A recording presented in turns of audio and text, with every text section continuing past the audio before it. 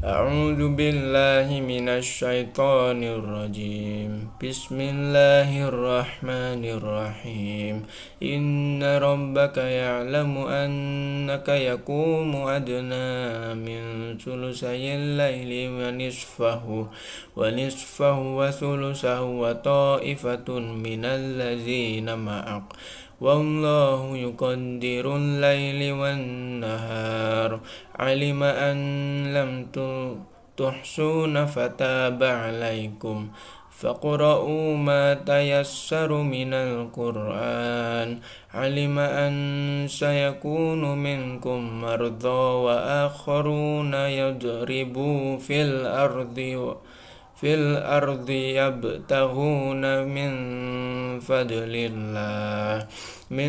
فضل الله وآخرون يقاتلون في سبيل الله فاقرؤوا ما تيسر منه وأقيموا الصلاة وآتوا الزكاة وأقرضوا الله قرضا حسنا وما تقدموا لأنفسكم من خير تجدوه عند الله هو خيرا وأعظم أجرا واستغفروا الله إن الله غفور رحيم صدق الله العظيم. Yang dimana artinya yaitu sesungguhnya Tuhanmu mengetahui bahwasannya kamu berdiri sembahyang kurang dari 2/3 malam atau 1/2 malam atau 1/3-nya, dan demikian pula segolongan dari orang-orang yang bersama kamu. Dan Allah menetapkan ukuran malam dan siang. Allah mengetahui bahwa kamu sekali-kali tidak dapat menentukan batas-batas waktu itu, maka Dia memberi keringanan kepadamu. Karena itu bacalah apa yang mudah bagimu dari Al-Quran. Dia mengetahui bahwa akan ada di antara kamu orang-orang yang sakit dan orang-orang yang berjalan di muka bumi mencari sebagian karunia Allah.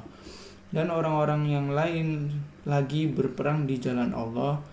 Maka bacalah apa yang mudah bagimu dari Al-Quran dan dirikanlah sembahyang. Tunaikanlah zakat dan berikanlah pinjaman kepada Allah pinjaman yang baik, seperti bersedekah. Dan kebaikan apa yang kamu perbuat untuk dirimu, niscaya kamu memperoleh balasannya di sisi Allah, sebagai balasan yang paling baik dan paling besar pahalanya. Dan mohonlah ampun kepada Allah, sesungguhnya Allah Maha Pengampun lagi Maha Penyayang. Jika penjelasan dari surat Al-Muzammil ayat 20 ini, di awal surat Allah Subhanahu wa taala memerintahkan Rasulnya untuk melakukan qiyamul lail separuh malam atau sepertiganya. Dan hukum asalnya bahwa umat juga sama mengikuti dalam hal hukum.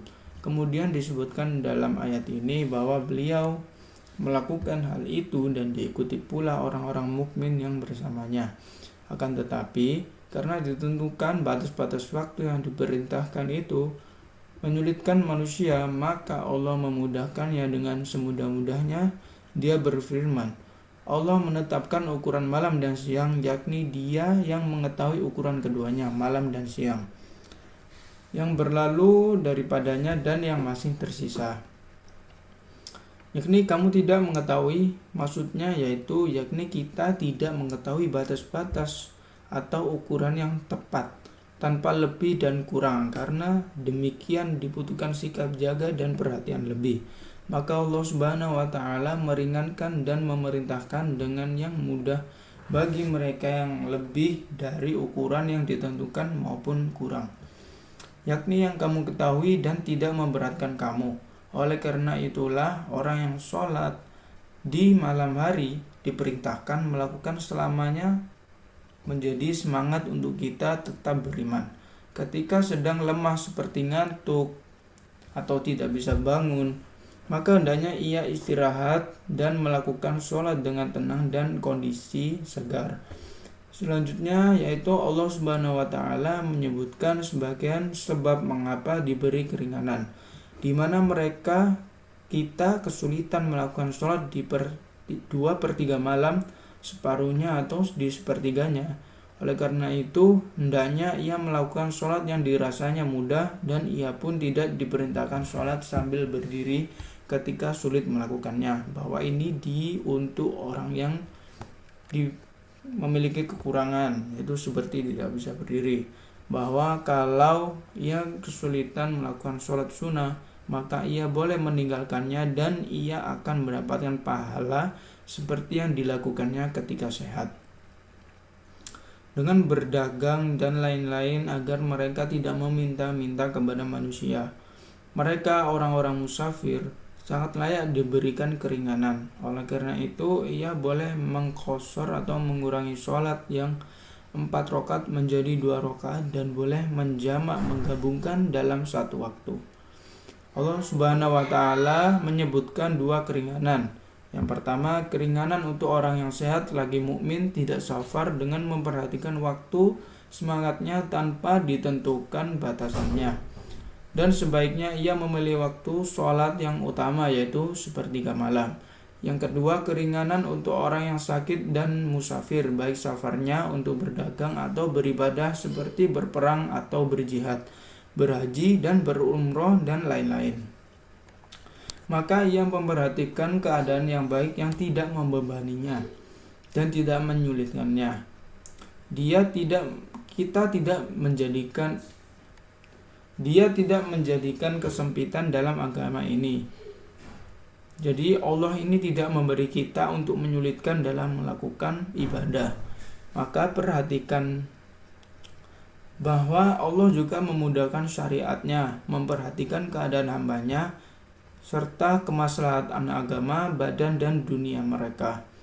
Selanjutnya Allah Subhanahu wa Ta'ala memerintahkan para hamba 2 ibadah, di mana keduanya ini adalah untuk ibadah dan tiangnya, yaitu mendirikan sholat, di mana agama tidak akan tegak tanpa sholat, dan menunaikan zakat yang merupakan bukti keimanan yang di sana terdapat sikap tolong-menolong kepada orang-orang fakir dan miskin.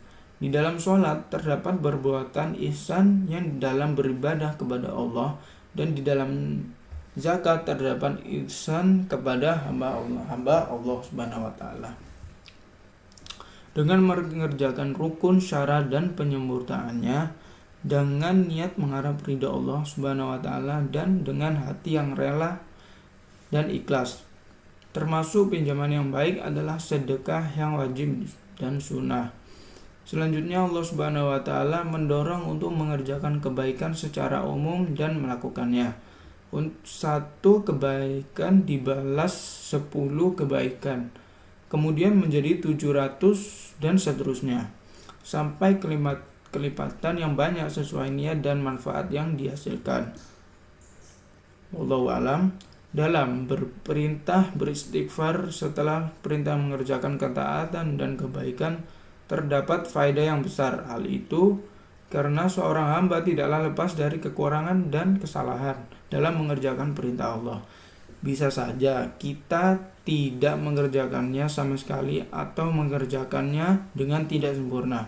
Maka Allah Subhanahu wa Ta'ala memerintahkan untuk menutupi kekurangan itu dengan beristighfar, karena seorang hamba biasa berbuat salah di malam dan siang.